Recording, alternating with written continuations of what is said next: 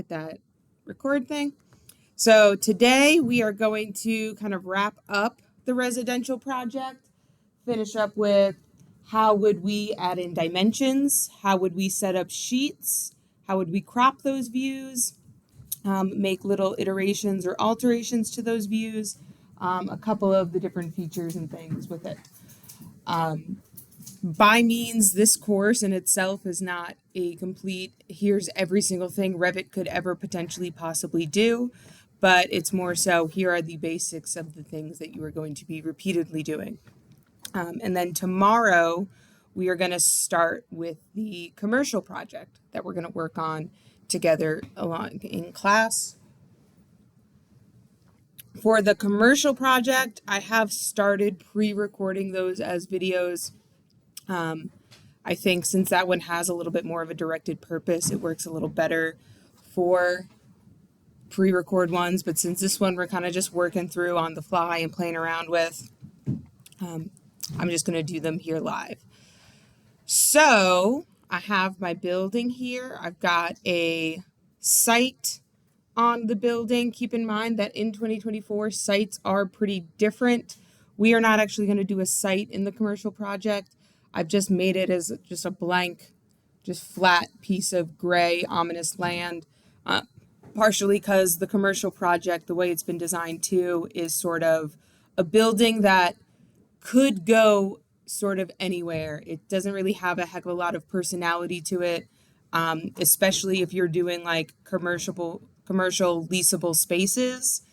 Too much personality sometimes can be a bad thing because then someone's going to be driven away from it. So the more of a blank canvas you can make something like that, the better. But we've got our building here, our site, our building pad. We have our floors. We've got our walls. We defined things with our walls. We can also play around and redefine things if we want to.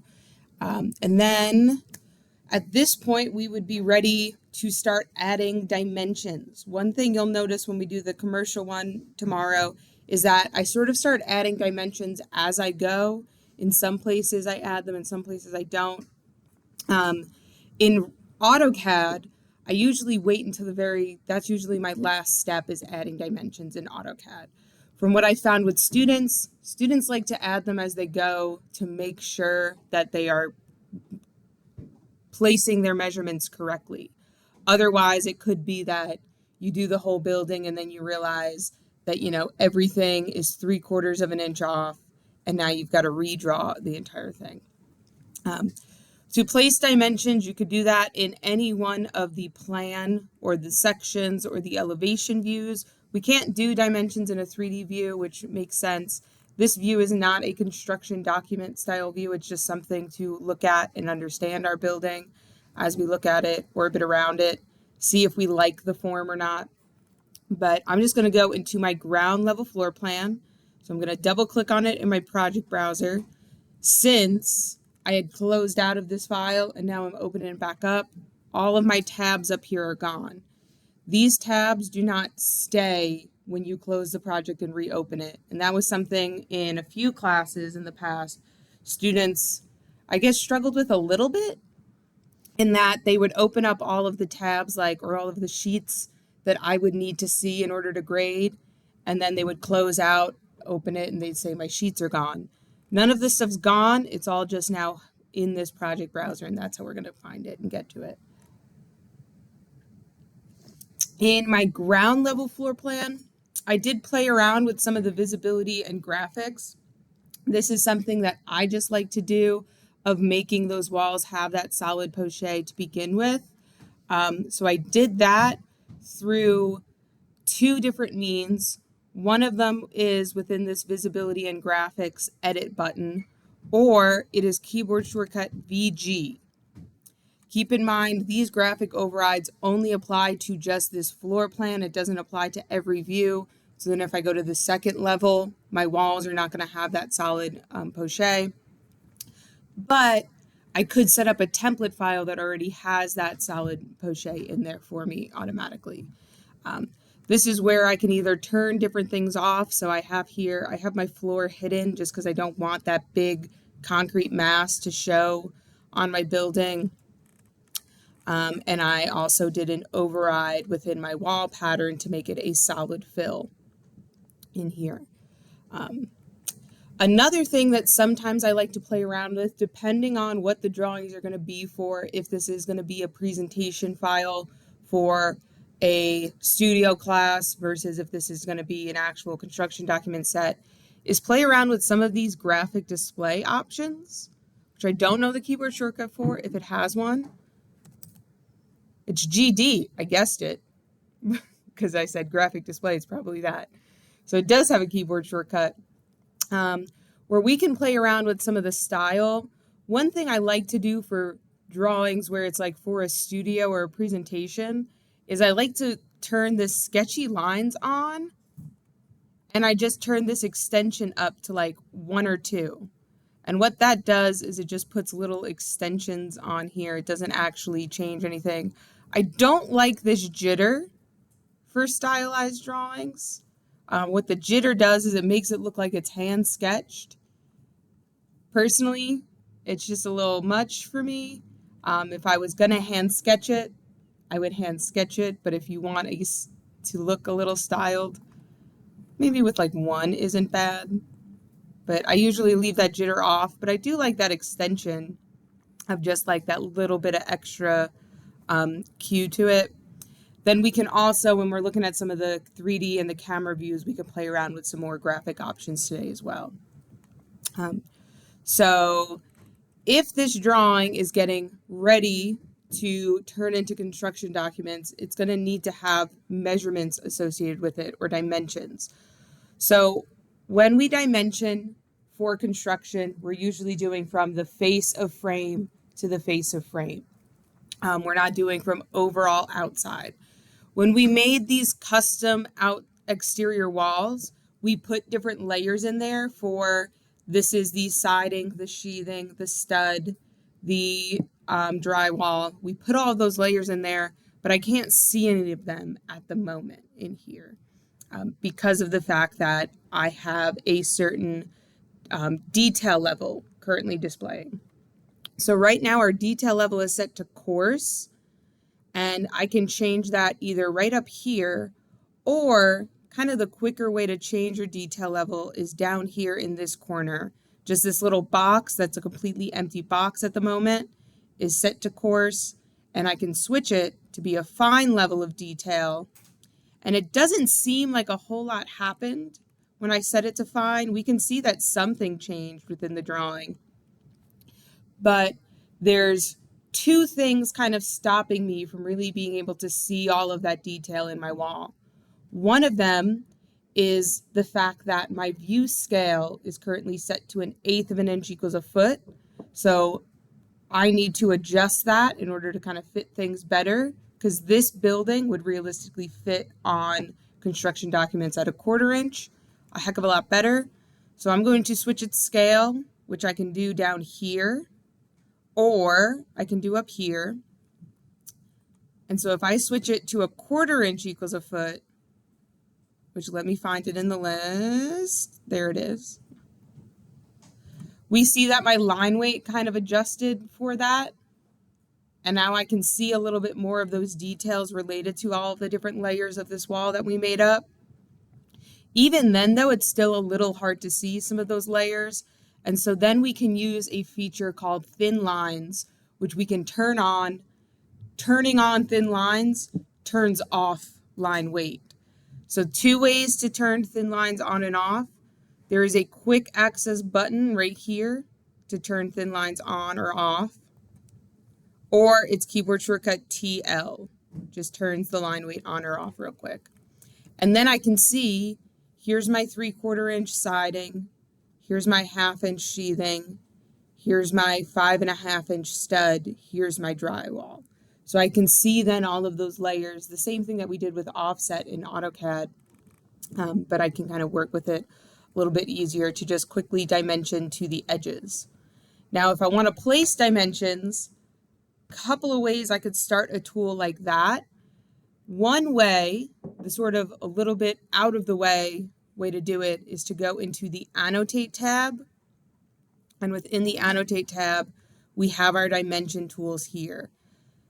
90% of the time, you are going to use this aligned dimension.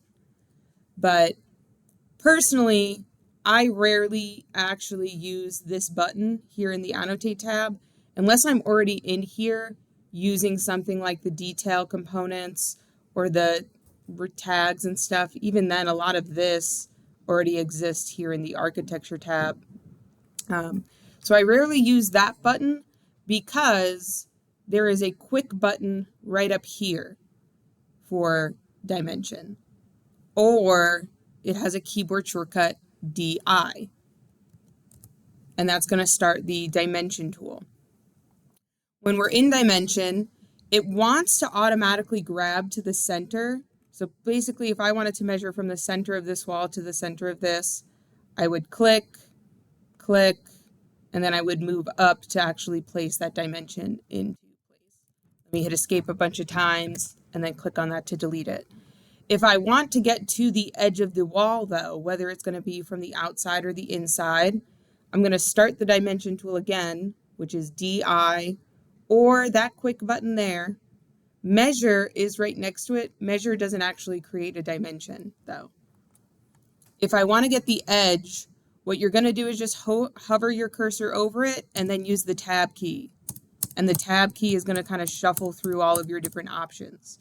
So we did that same thing with the curtain wall. We used the tab key to shuffle through. Same concept here. Or you can up here, you can switch what it defaults to. So right now it defaults to wanting to select centers.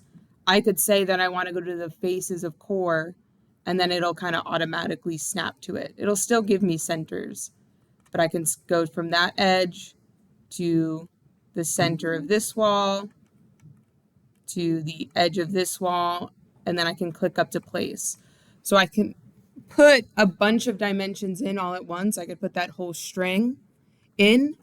If I accidentally click on the wrong thing, you can also use these grips here to move where that line is going to. So if I wanted to go to the inside, but I accidentally placed it to the center, you can just move what are called the witnesses. I always refer to them as extensions, but Revit calls them witnesses.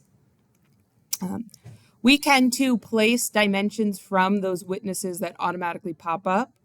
So if I hit escape about 1 billion trillion times and like I click on this window here, see how these blue temporary dimensions pop up saying that this is 4'6" and this is 4'6"? If I just click on that button, it's just going to place a dimension into it. So that's one way where I can sort of place dimensions kind of fast as I go within it. So again, keyboard shortcut is DI or this button right here.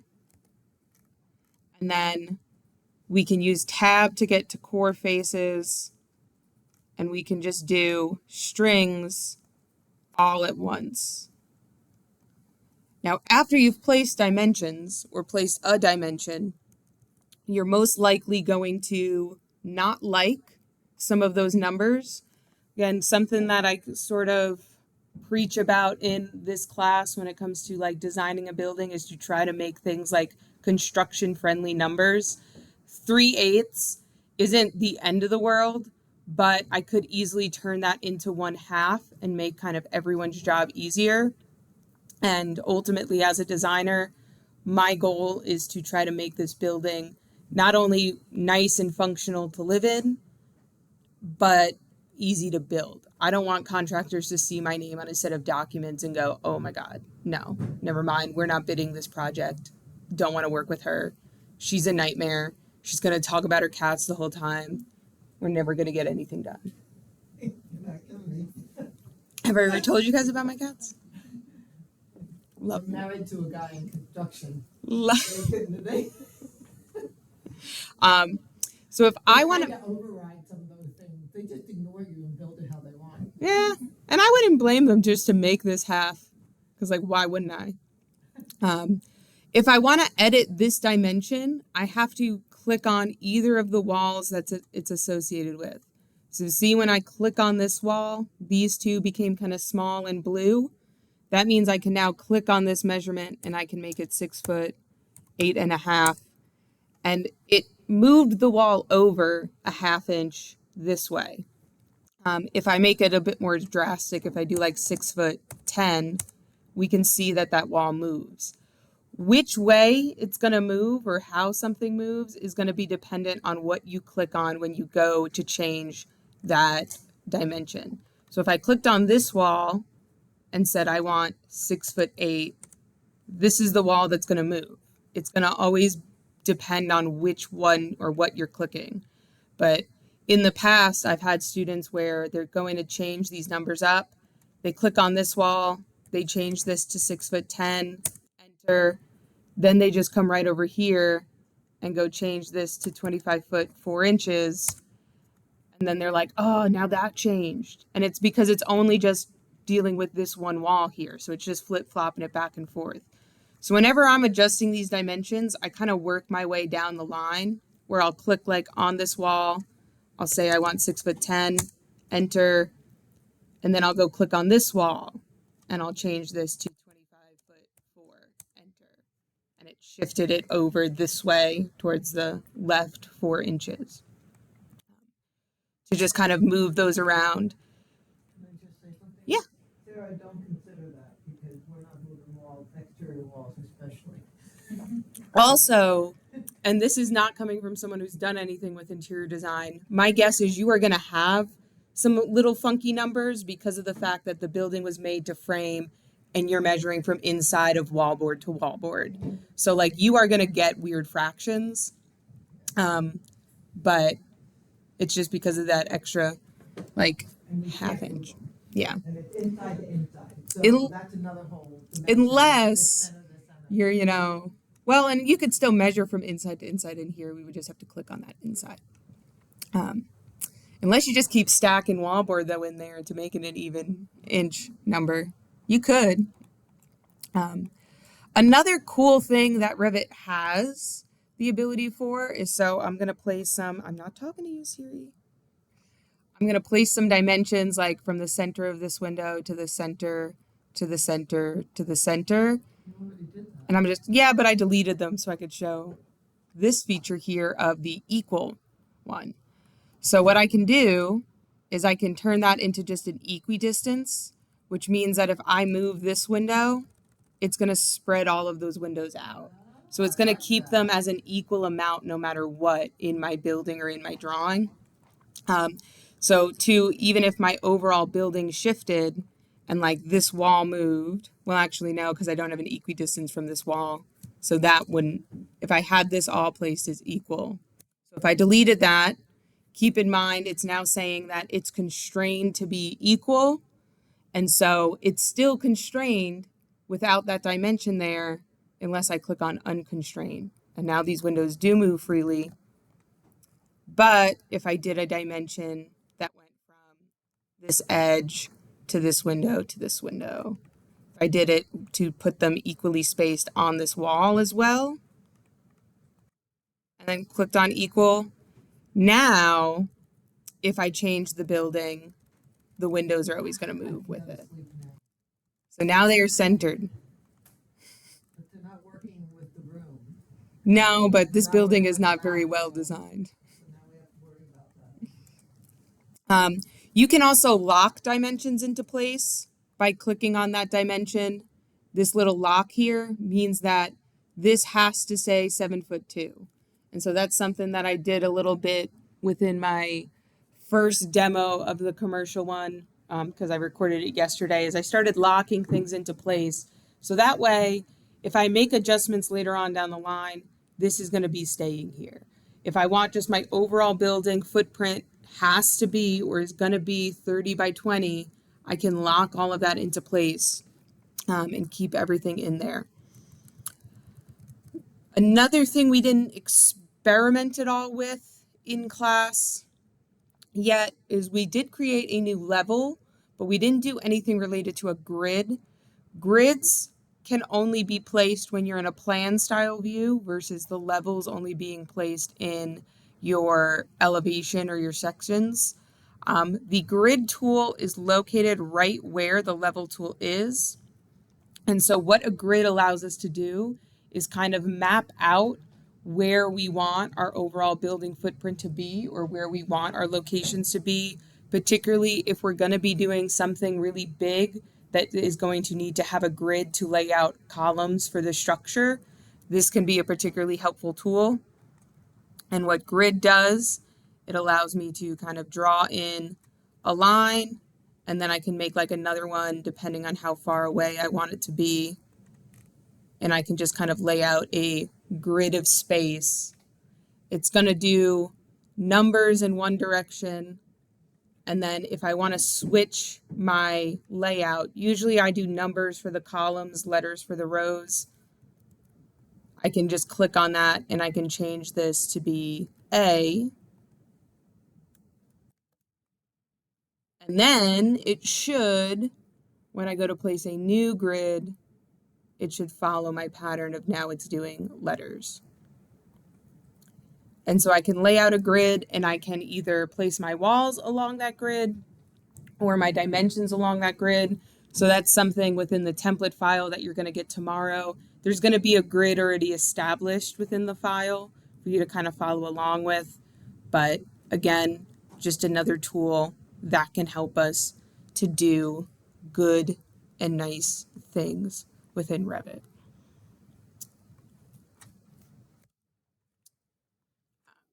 But I'm going to delete my grid because we really don't need it. I just kind of wanted to show you that it's there and that it exists.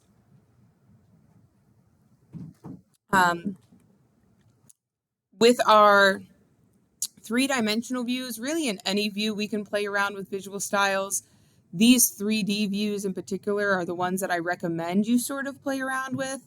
So this is the camera view that we set up in class last time around. It's just a little perspective style drawing of our building. This one is currently being shown in just black and white, or what's called hidden line. But again, if I click on this little box here, so not the square, the little box, I can adjust it to be like a shaded style, or consistent colors is one that I often like. I could do a realistic, but keep in mind when you do realistic, it's going to take a really long time for it to at least kind of load in or start, depending on your computer. I'm going to leave mine alone. We could do wireframe too, which can also then help show some of the different features in the building. I'm going to leave mine at hidden line, but what I am going to do is turn on shadows. So I'm going to click on this little circle or this little sphere here for shadows. I'm going to turn shadows on because that's going to help give it a little bit more of a realistic feel. You can turn shadows on or off in any style view. And then I'm going to go into my graphic display and I'm going to play around with some of these features as well. So in here in graphic display, I'm going to click on edit and I'm going to go into my shadows and I'm going to turn on ambient shadows, because what ambient shadows does is it usually just adds another kind of level of depth or dimension to the drawing, which can make it look a little bit nicer for something that you're trying to present. I've never tried doing the sketchy line stuff in these views, so I'm just going to see if I like it at all. Don't even see if it does anything. Okay, now it does a little bit.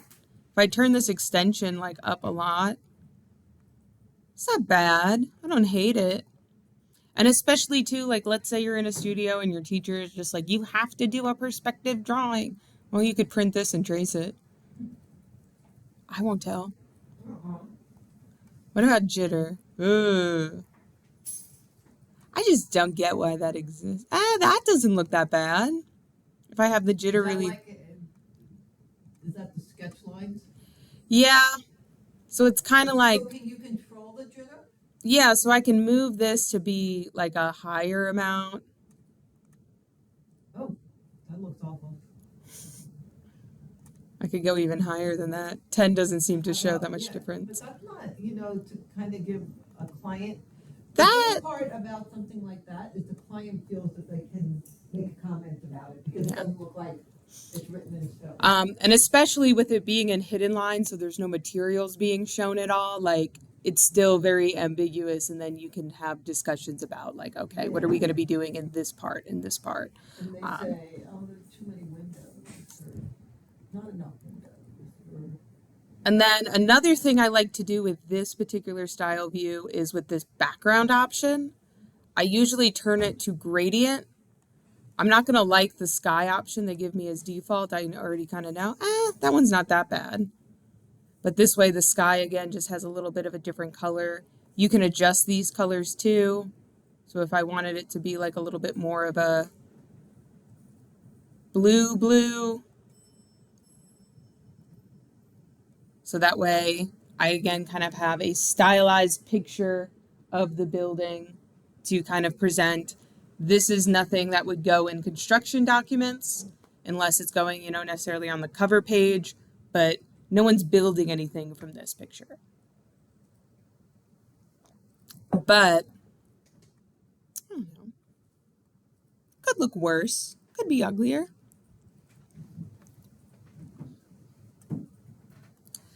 These camera style views, they are ones where I super kind of don't recommend you orbit around too much. And if you do, to be a little bit careful with it.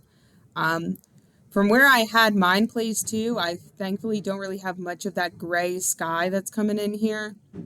So once I like kind of lift it up, the way it does the skyline and the horizon, it just has this like gray abyss down here. I have no idea how to turn that off. I wish I did. And so sometimes I might play around with the orbit to at least make that gray less noticeable. You probably didn't notice it was sitting there until I pointed it out. And now you're like, I definitely noticed that it's there. We can even play around with those shadows necessarily if we want them added or not. I'm going to keep mine just because I think it helps show that this is in fact a covered porch. But once you start orbiting around, you kind of mess with that camera perspective. You can play around with that camera perspective in here. So for instance, if I scroll down, it has my eye elevation and my target elevation. So I'm currently sitting about 9 feet in the air looking down to 5 foot. So if I wanted to change this number to be 5'6", so that way like I'm kind of standing in line, and I could have it where I'm looking up to 10 feet too. So you can play around with these numbers in here. But usually if I place a 3D style view and I mess up the camera, I just go back into a floor plan and I create a second camera because it's almost not worth sitting there trying to recreate it to what we wanted it to be. In my opinion. I'm going to just leave this as this 3D view. I'm not going to do a render of it. Sometimes too, especially when you're early in the project, doing renders are just a little bit of a waste of the time. Because then now I have this finalized picture, but we've already decided to just scrap that window here. I've already moved these windows around too. So now this picture here is completely different than what we actually have going on here. So it's kind of like, oh, poop. We could too, if we wanted to add a little bit of texture. So like I'm going to click on this exterior wall and I'm going to go into edit type to edit this wall.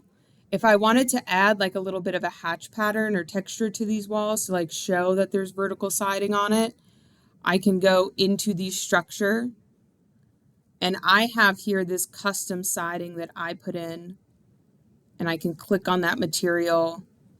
I can click to edit said material, and then I can play around with what pattern is going to show up when I'm looking at it in elevations or like in this 3D view. So if I put a pattern to it, currently it just has no pattern, but I can do, if I scroll down, we have vertical and vertical small. So I'll just say I want vertical and I'll hit apply, and then it puts that pattern on there. I don't know if I like that better or not. I'm going to keep it just for the sake that we're not actually constructing this building.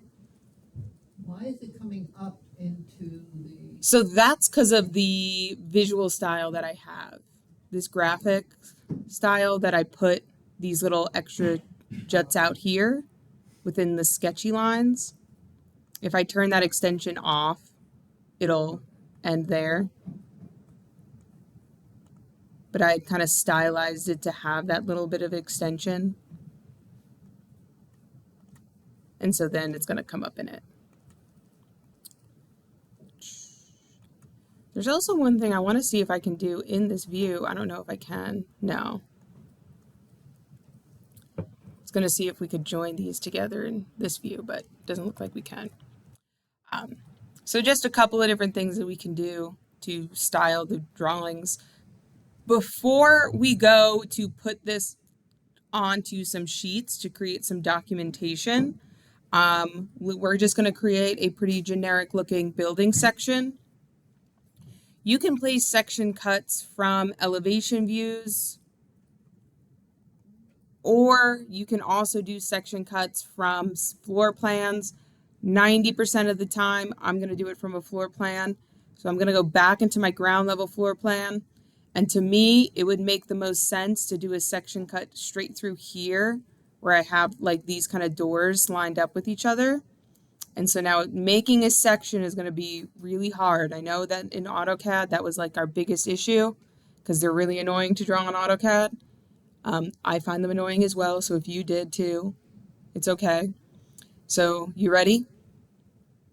See this button here? That's the section cut button. So we click on that button and we say, I want to cut from here to here. And it made that little section cut symbol. And in my project browser, I now have a new area called sections. And I have my section cut. You're killing me. And I too, if I turn thin lines back off, we'll have line weight actually associated in here. So again, it's just from our floor plan.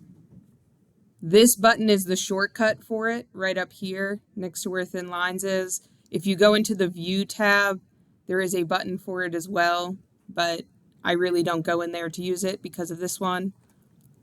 Where do you want the section to start and end? If we have it facing the wrong way, so right now, if I go into my section 2 that I just made, it's facing looking towards where I have that double door. If I said like, oh, I actually wanted it facing the front door, I can just flip that arrow. And now section 2 is looking at that front door instead. So we can just easily flip it around. If we don't like where it's cutting, so if I actually wanted it, to me, it would make more sense to face it that way. But I actually wanted it cutting through, you know, this window. I could just drag it along, or I can even use my arrow keys on my keyboard to move it. And I can move where it's sitting. It's kind of in an awkward place with where the stairs is based on where it's cutting. So my stairs look kind of a little weird and funky. But I can make that cut of the building without having to put a heck of a lot of effort in. If I wanted to bump up the amount of detail that was being shown too, I can come here to detail level and I could set it to fine.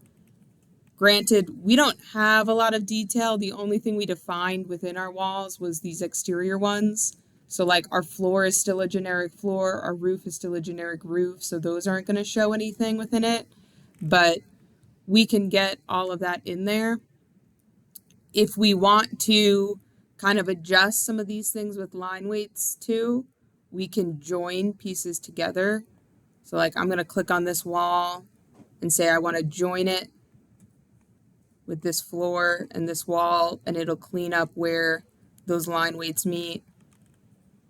This floor with this wall, and it cleans it up. And from my understanding, we only have to do that in one view. And if I go into this section, so maybe my understanding's wrong, because I was going to say it should clean it up in all of them. I don't think there's a tool for that in here. But like I can easily just join it so that this way it's just showing as that one solid piece. I don't know if I can join that to that.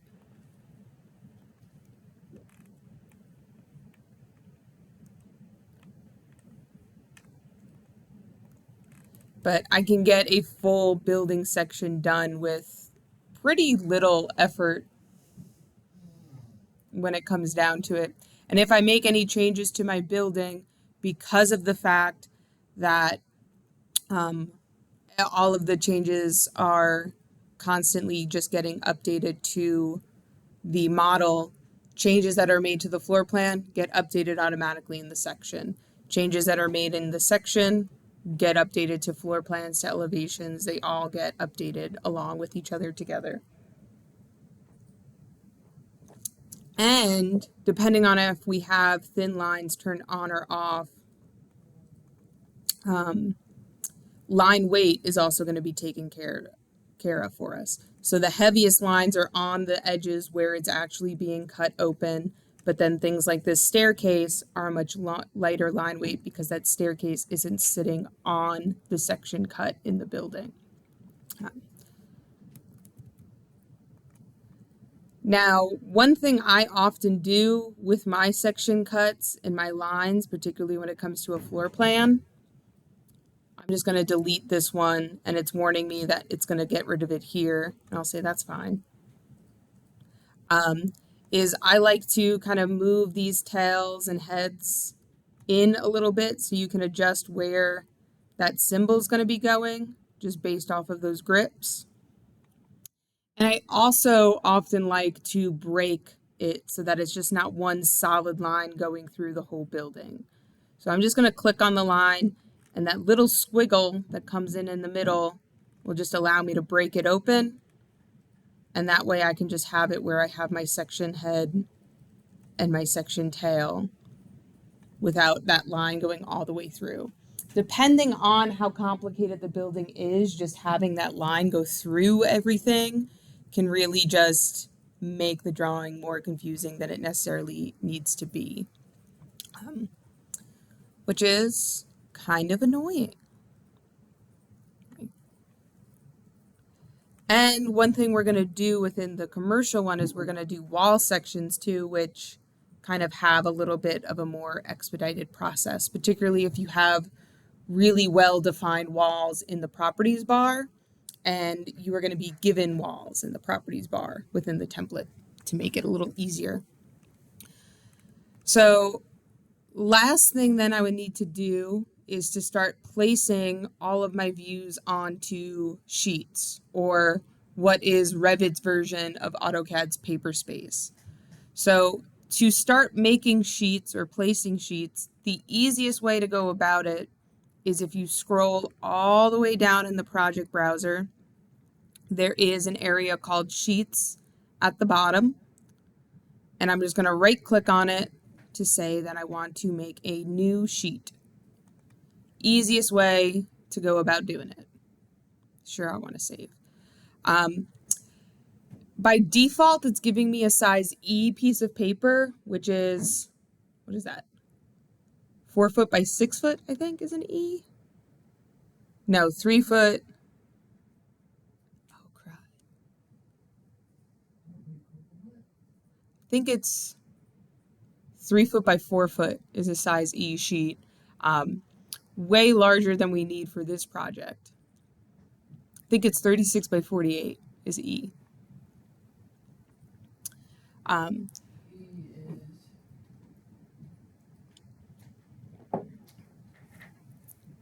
34 by 44. Well, I think that's like the usable amount of space within it after you've like put your border and stuff in. So we're not going to use this default one. We are going to load a title block in, which is then going to bring us to our kind of area to load in a component. We are going to scroll down till we find title blocks. And then we want to use an ARC D size title block. Now, here's a fun thing. Last semester, Janet and I had students make custom title blocks, and we begged students, do not overwrite the original. And guess what they did? They got rid of the original. So when I click on the ARC D, I get a little preview here that looks like this, where I have this big title block on the side. You might have 17 different versions of an ArcD sheet. If you scroll through with your arrow key, you can just kind of go through and see if you can find one that looks like this. If you don't have one that looks like this, just use one of them that's at least an ArcD. And then hopefully when the computers get re-imaged, we'll get our original ones back. Because they were told like, hey, please don't do this. And then they did it. I don't think they did it intentionally with malice, but they did it. And I'm going to just open that up. And I'm going to click OK.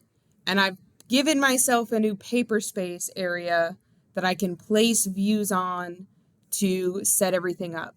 So it has some similarities to how AutoCAD paper space works, but not all too much. One of them is in here in our title block. We have some areas where we can then, if we wanted to edit and create our own custom title block, like I can put my business logo here, I can put my own website here, I could put a bunch of stuff related to my business in this area. But what we want to focus on is this bottom corner where it's going to have information related to this project. So for our owner, if we click on that little label there, we can adjust it to have our own name sitting in there. This, the next time I make a new sheet, the owner is going to follow along with it because it's going to make sense that every single sheet in this project is going to have that same owner. Same thing with the project name. If I change it on one sheet, it's going to update on all of the sheets. I don't know, I'll just call this one Residential if you want to give the house a name. Now, these two labels here where it currently says unnamed and then A101, these are sheet dependent labels. So this is going to be the sheet name, this is going to be the sheet ID. If I click on this little plus sign next to sheets, it also has it labeled here. So I can either change it within here in the project browser, or I can change it over here. So if I call this first one like floor plan, it updated here and it updated here. It also updated to sheet, or it came in rather as sheet A101. If I changed it here, it's going to change over here. And then some of the magic is going to be when we go to place elevations and such, they're also going to follow along with that same scheme. So those tags are going to start to fill in automatically. So before I start putting my floor plans on here, I always like to prep them in their drawings spaces kind of first. So I'm going to go into my ground floor plan, and what I want to do is adjust kind of my visible region or my cropped region.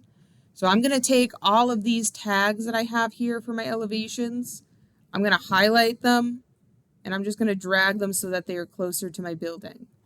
Highlight this guy, drag it to be pretty darn close to my building. Highlight this guy, drag him close to my building. So I'm just windowing around him and dragging him in. One thing that may happen when you do this is you may adjust where the view is. So when I click on just that arrowhead of the south elevation, this line is my view plane. I want it to sit it outside of my building. So when I click on mine, they're all good and dandy. What I've seen a couple of students do, so if I go look at my north elevation, it's just showing me the north side of my building. What I've seen a few students do, if I go back into my ground floor plan, is whenever, for whatever reason, when they're dragging those views around, they accidentally shift where that view plane is. Now if I go look at my north elevation, it's actually looking more like a building section because that view plane is sitting inside the building. And it's only an issue I know because I've seen it a bunch of times. And so then I can easily just click on that and drag it out. So that's if you click on the arrowhead, we just want to make sure that those view planes are sitting outside of it.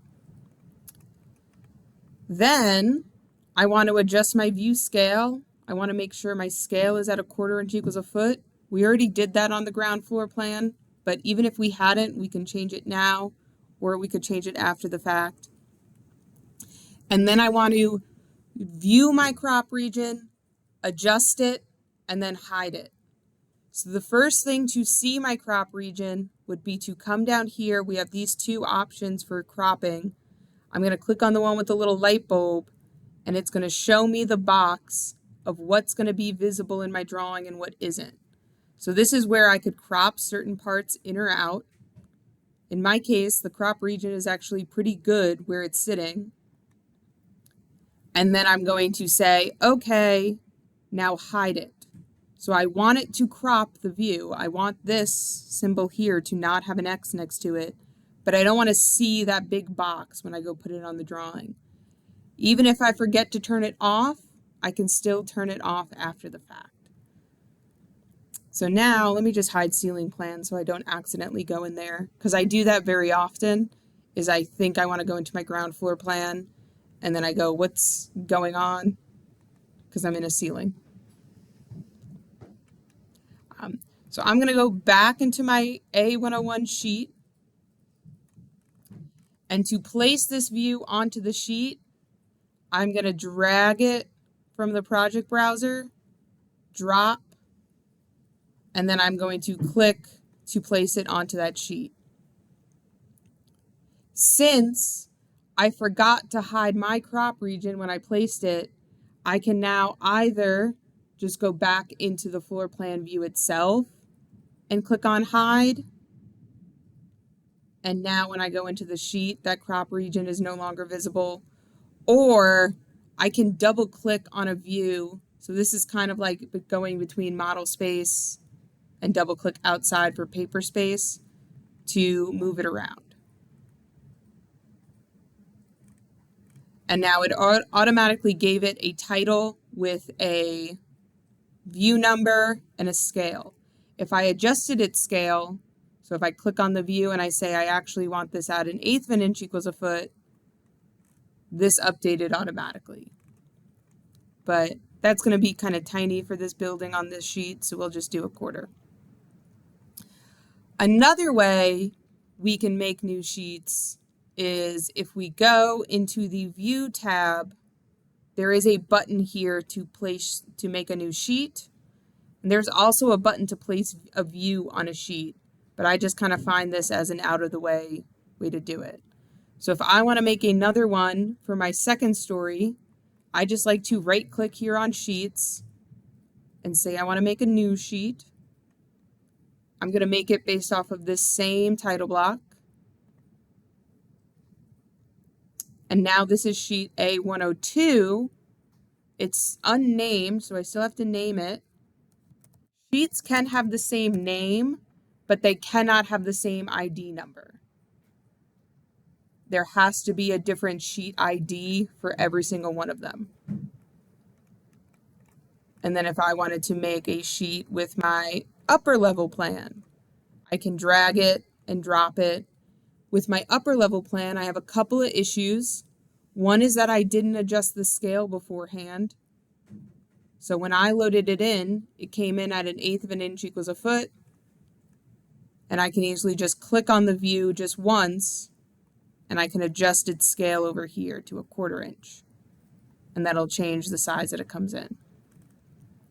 I also have another issue with where my section thing is in relation to those heads.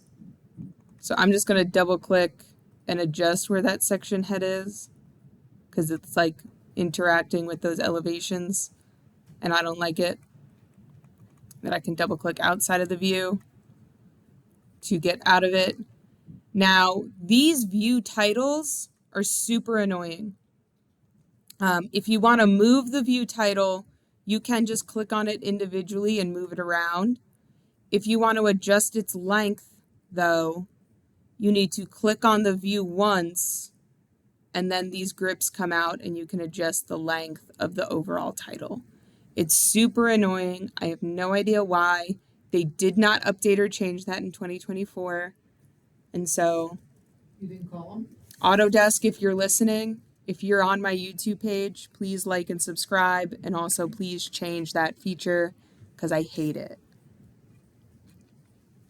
I just got an email. I thought it was them, but it's just Andrew Wyndham.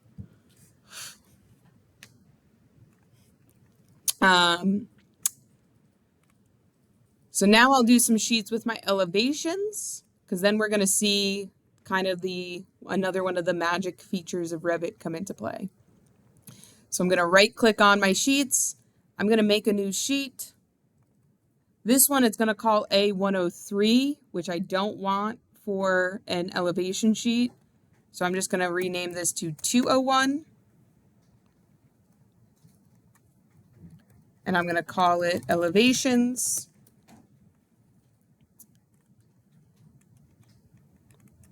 And especially with the elevations, we're going to have to do a good amount of view prep. So I'm going to go into my east elevation first. This is where I want to crop my view because otherwise it's going to bring in all of this nonsense here. So the first thing I'm going to do is click on Show My Crop Region. I'm going to bring this box in as tight as I possibly can to the building. It'll adjust these titles along with it.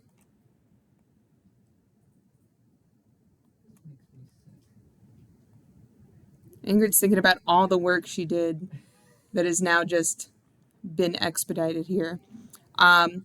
What bugs me, if it doesn't bug you, there's something wrong, is the fact that my roof symbol is over, like, ugh.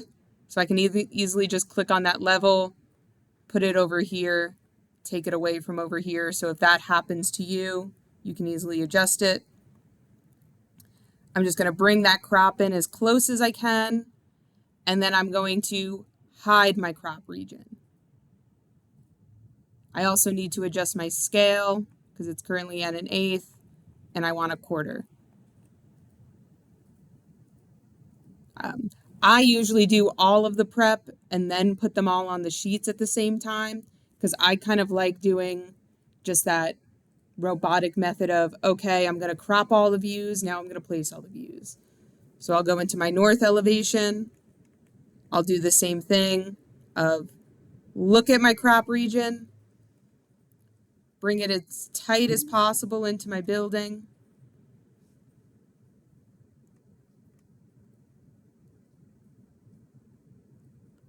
I also need to adjust my scale.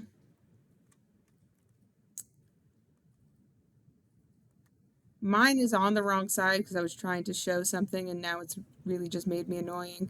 You can also lock all of these into place with each other. So notice as I move one, they all move with it, which is really nice.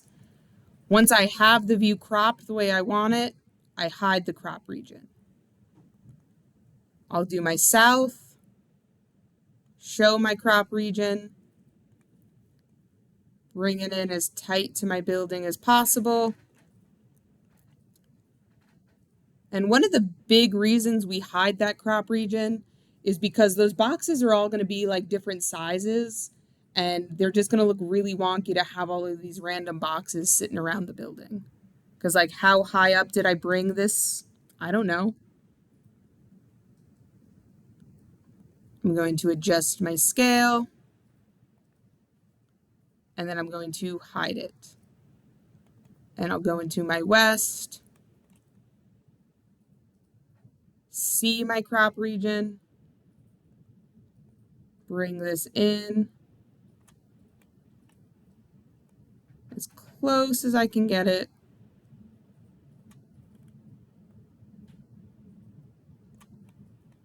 You would make sure all your foundation look the same exact size? Like that? Yeah. I probably should. Okay. But am I gonna? Yeah, you should. I should. But am I gonna? Probably You not. can do that for your design project. This would also be like an elevation too, where I might want to turn shadows on just to help kind of show a little bit of depth. Are they construction documents or? Well, I just like things to look pretty, Ingrid. Yeah, but if they're construction, they'll say, what the hell is that? Am I supposed to paint the wall that way? They'll make I it want it to gray be in the back. pretty. The permanent shadow Um, behind it. this one I'll leave my crop region on just because I accidentally forgot to turn it off, so it's okay because I can easily fix it. And then I'm going to go into my elevation sheet that I made here, and I'm going to just drag and drop my east elevation onto the drawing. And I probably can do an east and west on one sheet and a north and south on the other, based on how it's looking at this size on the sheet. When I go to put the west one in, when I go to drag and drop the west one, it gives me a cue that right now these are at the same like height. So that way I don't have to worry about trying to fit them all in. But like, here's the difference of having that weird box sitting around it versus not. And if I double click on this one and I turn that crop region on, oh, I guess I made the boxes pretty similar, but that was just on a complete whim. So we can easily just double click on the view, turn the crop region off, double click outside of it. If you want to, why isn't it showing up? Unless it's, have they? So you don't measure your ground line to make them perfect?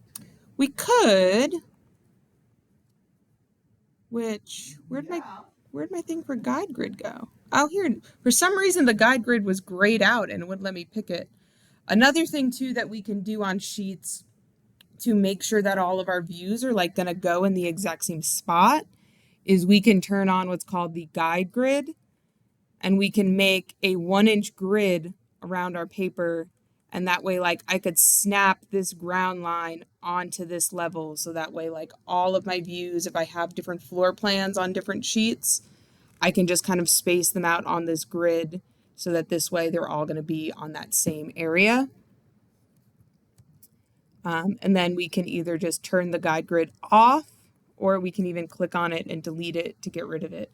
The guide grid doesn't print out, but it is just a little overbearing when you're looking at a sheet for it. In this particular one, I don't think I would need it because it is going to show me when these two views are lined up with each other. The fact that these titles aren't lined up, I can easily, when I go to move this title, it'll tell me when it's lined up with that one. Revit's going to take care of some of that stuff. And we'll see too when we go to one of our floor plan sheets, it has now filled this in saying what sheet number and what view number on that sheet it is. And what's wonderful is if I decide that I actually want this one to be sheet 202, if I right click on this name here and I rename this to sheet A202, this symbol automatically updated for it. So if I'm making any changes to my sheet layouts, these things are going to update. So I don't have to worry about keeping track of stuff like that because it's all going to fill in for me automatically. You'll see too in here, this is a feature that you can get that is no longer in 2024, but you can put it back. These views sheet placement, like I could turn that off. It's on by default. So when that gets filled in blue, it means that you have put that sheet or that view onto a sheet. And so if I wanted to make a new sheet, again, but now since I renamed that other one to 202, it made this one 203.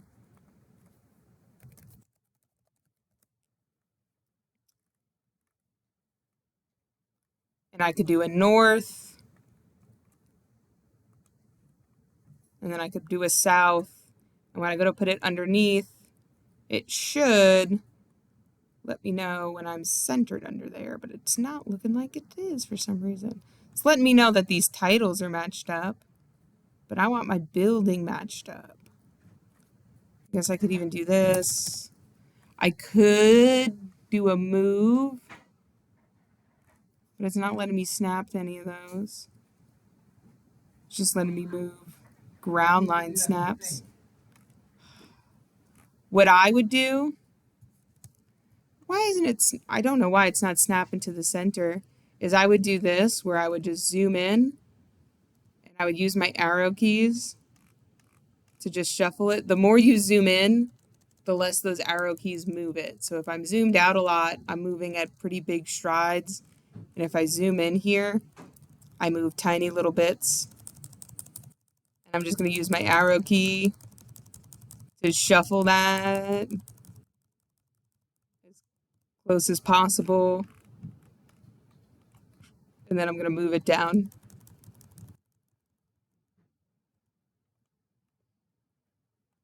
If I want these titles matched up, I can drag it so that way those titles match up. If I want the ends matched up, again, I need to click on the view and then I can move that grip. One thing additionally as well is that it's going to automatically number each view. In this case, it would make sense to have view number 1 on top and view number 2 underneath it. But let's say if I place this one first, this is going to become view number 1, this is going to become view 2. You can adjust that name. So see here when I click on the view, it has a detail number. I can adjust this to be like view 3 if I wanted. Why would I want that to be view 3? I don't know. But one thing I would have to do is if I needed to renumber them, I would have to take like the original one because I can't call both of these view 2. If I try to name them both as view number 2, it tells me it's already in use. So that's why I maybe want to name it view 3. So just temporarily I can get that out of the way and then start renumbering them. But again, now in my floor plan, now all of those symbols are filled in for all of my different sheets. Same thing then if I'm going to make a section sheet is I can right click on sheets, say I want to make a new sheet, and I can drag and drop my section drawing. The crop region is still here, so I can double click on it. I can hide that crop region. In my case, my view titles or my levels are on different sides, which that's kind of ugly. And then again, if I go into my floor plan, now that section cut is filled in. But oh no, it named my sheet 203 by default, and that's not what I want. I can right click and I can rename it to sheet A 301, and I might as well give it a name while I'm here. I'll call it building section.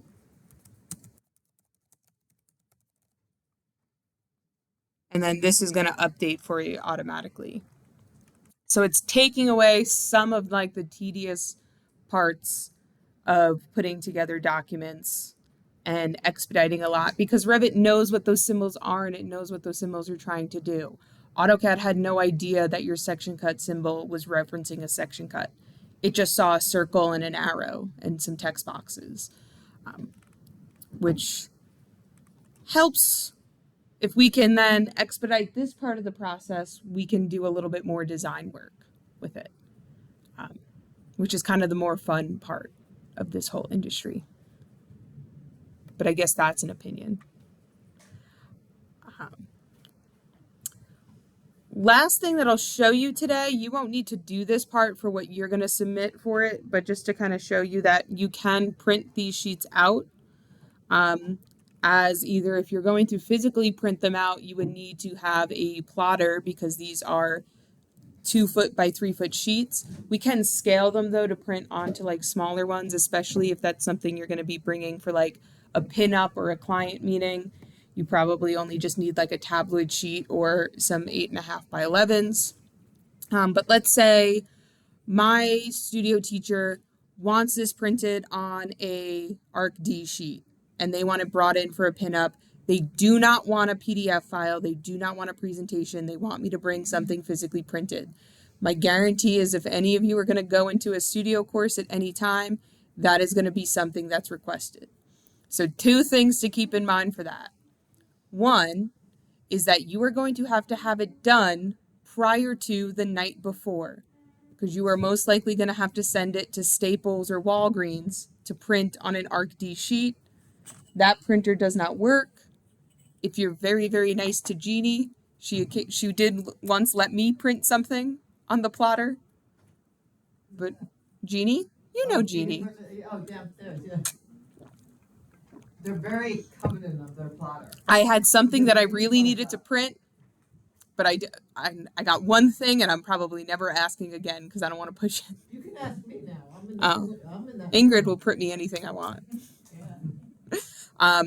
But if I need this on an ArcD sheet, I need to have it done prior to the night before because I need to have it sent to Staples to print it out and then go pick it up. And then you have to figure out how to get over that. The poopy reality of the situation. And depending on if you're printing in color, it's going to cost some money. But anywho, I'm going to say that I want to print this. When I go to print something, and again, we don't need to print this out. We can choose if we want to print it to a physical printer.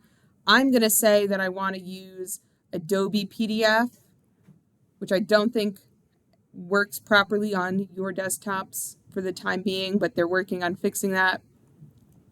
And then I'm going to say that I want to print selected sheets. So I want to choose which sheets I'm going to print out. It's going to give me a list of every single view and every single sheet. So here are the pieces of paper that I prepped out, and here are just all of the different views then that I've made. I can have it where I'm like, hey, you know what? Just only show me the sheets that I've made. And then I can check off which ones I want to print. I can also edit the order that they're printing in. One bummer with Revit is going to put these in alphabetical order. So like a structural one would go first in a set of documents, but it's going to be listed last here. So that's where we can come here to edit the print order. And if I wanted this one ahead of the others, I could move them around. One thing that I sometimes do to change that is when I go to print, I'll sometimes put like a 0 in front of this and a 1 in front of the other one. But it does change the name over here, which is kind of annoying. So I can move which way they're going, and I could say, cool, print these out. I also need to adjust things like my document, because for the moment, it's going to print on letter sheets. And I could say that I want to print this as a PDF to an ArcD sheet. And I want to zoom it to be 100%. And then I'll say, where is it going to go? So this is going to save it in my documents folder on my computer. If I wanted to edit that to say, put it on my flash drive or something, I can. And then I'll say, cool, please print. And let's hope it doesn't mess up. I just realized I didn't check off to make a combined file. So it is going to make each one of these as its own sheet of paper, which is kind of annoying. And they're also not centered on that paper. So let's do print again. Let's do a combined multiple sheet file instead of separate ones. And let's also, while I'm here, instead of offsetting it to the corner, let's center it, because that was also very ugly.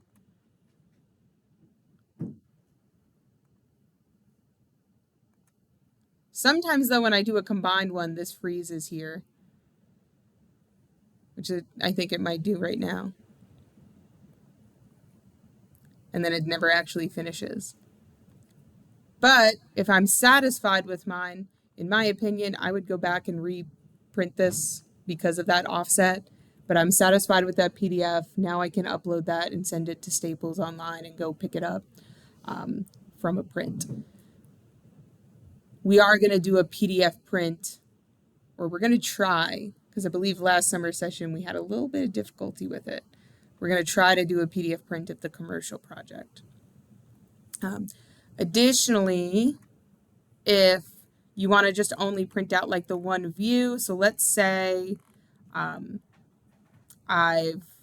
where's my nice 3D view here? Like I just want to make a print out of this one.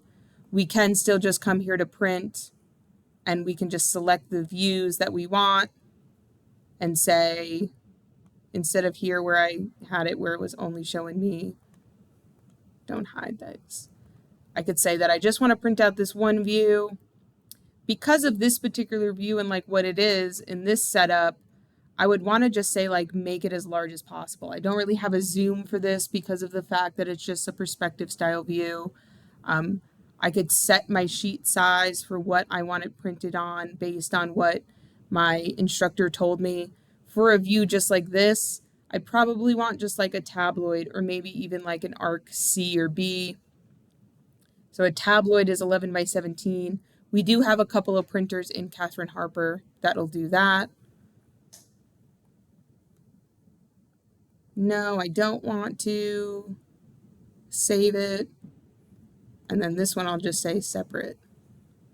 I'm about to print 6. Well, what did I do? Oh, I still have all of these.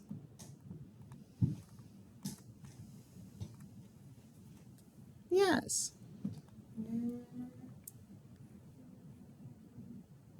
And then I have like a printout of, or something that I can go print out of this onto my tabloid sheet paper. Nice little frame. Nice little frame. I can take this home. I can email it to my mom, see what she says about it.